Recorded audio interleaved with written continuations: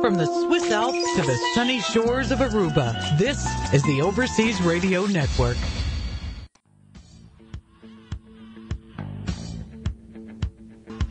Welcome back to the Stateless Man. You're with Fergus Hodgson and Brad Jordan.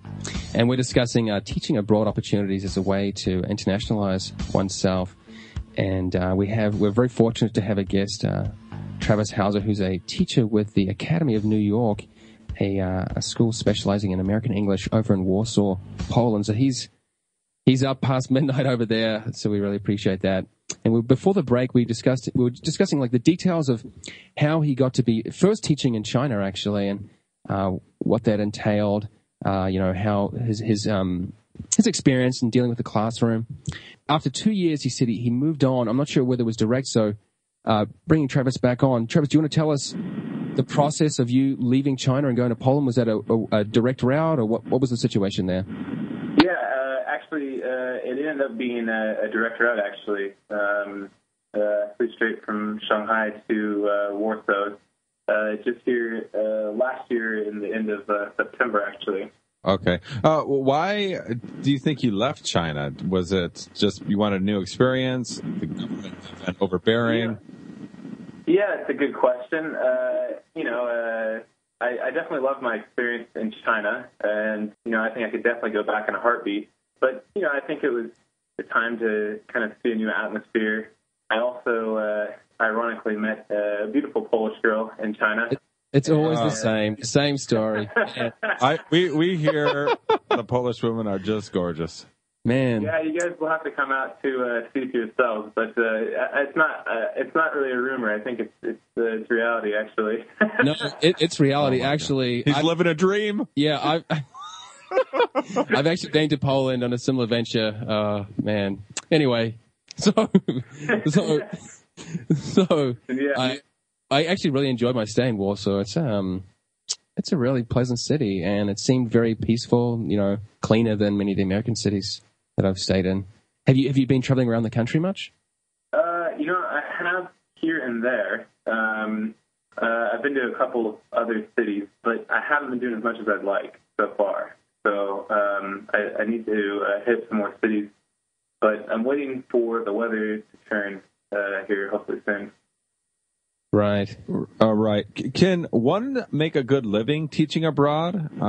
Do you have a really comfortable life? Yeah. Did money play into this decision to move to Poland? No, actually, ironically, it didn't. Most people probably don't know this, but you make a better living actually in Asia than you do in Europe. Really?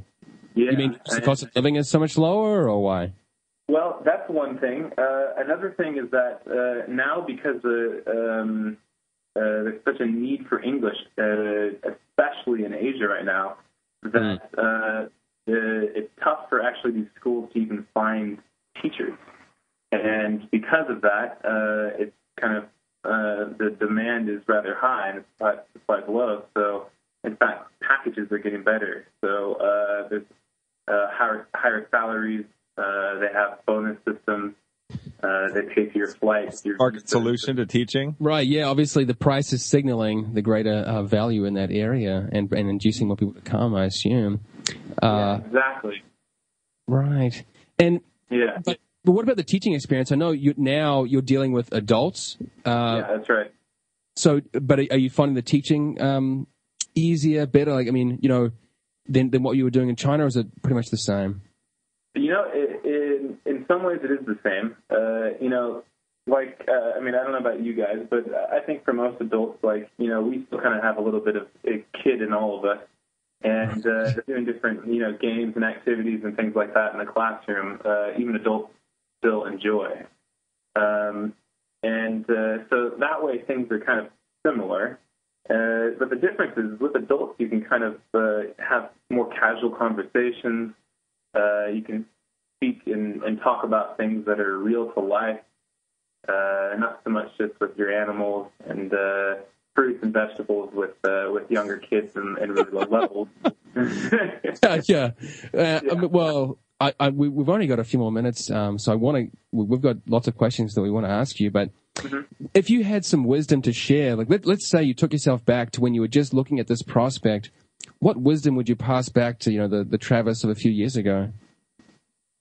Well, I would have said, you have a good job. You definitely made the right decision. And, it seemed like a big risk at the time, but in fact, looking back on it, the reward has just been so much more. And, I wouldn't be here today. I wouldn't have seen so many different parts of the world.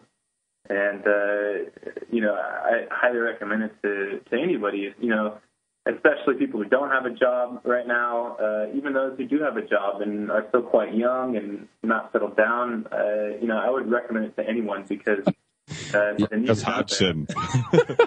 Yeah, you got some young people just like that, I guess, and presumably plenty listening in. So that's great to hear that it's been such a positive experience for you.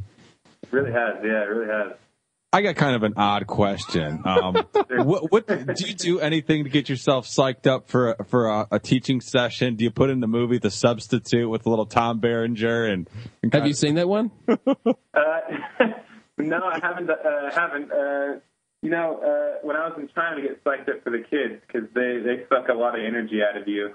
Actually, in our office, we were constantly playing music, and luckily my buddy was also from California, so from time to time we would bump some Tupac or something like that before we'd go into class and maybe dance around the teacher's office a bit.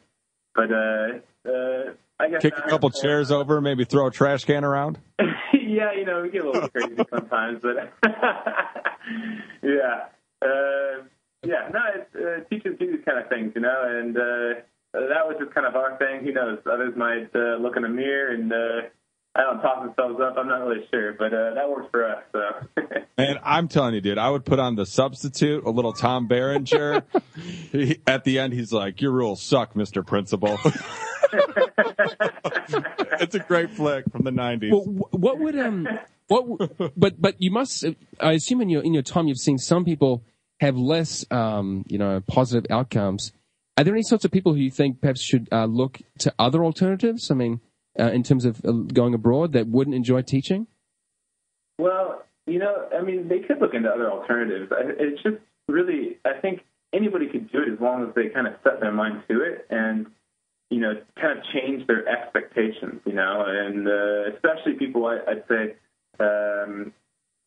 coming from, Western countries, if you're going out to China or even some parts of Eastern Europe, the standards and things may not be exactly what everyone's used to. And if you come out here with that same mindset, things might go wrong in many areas. So you kind of have to just go out there with an open mind and just take what it gives you, and just kind of roll with the punches, and that's where the fun and fun begins, I think, and yeah. Interesting.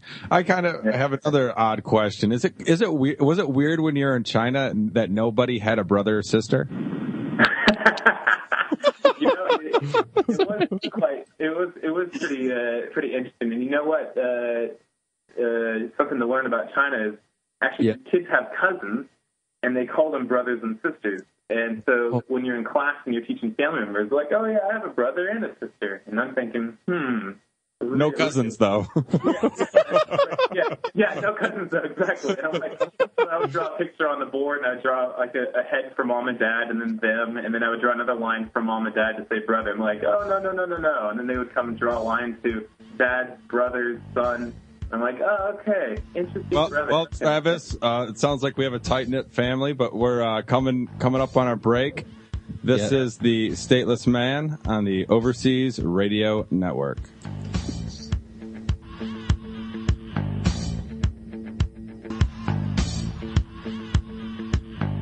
Sit back and relax. You are tuned into the Overseas Radio Network.